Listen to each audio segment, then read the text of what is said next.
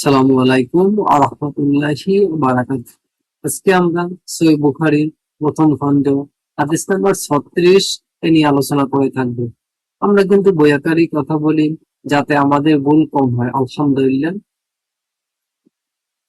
সহিহ বুখারী প্রথম খণ্ড হাদিস নাম্বার 36। আবু জুরআহ ইবনু আমর ইবনু জারির রহমাতুল্লাহ আলাইহি হতে বর্ণিত, তিনি বলেন, আমি আবু হুরায়রাহ রাদিয়াল্লাহুকে আল্লাহর রাসূল সাল্লাল্লাহু আলাইহি ওয়াসাল্লাম হতে বলতে শুনেছি।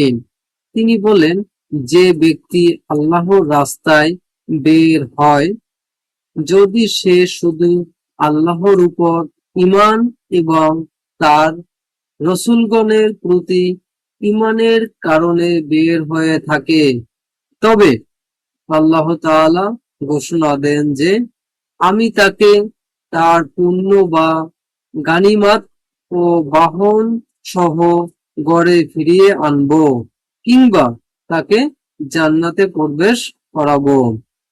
আর আমার উম্মতের উপর কষ্টদায়ক হবে বলে যদি মনে না করতাম, তবে কোনো সেনাদলের সঙ্গে না গিয়ে বসে থাকতাম না।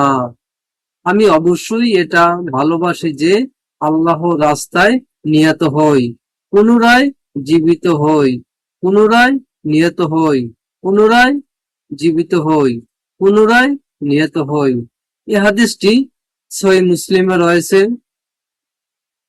মুসনাদে আহমদে রয়েছে, আধুনিক প্রকাশনীর যে হাদিস গ্রন্থ রয়েছে এখানে 35 নম্বর হাদিসে রয়েছে, ইসলামিক ফাউন্ডেশন কর্তৃক যে হাদিস গ্রন্থ রয়েছে এখানে 35 নম্বর হাদিসে রয়েছে।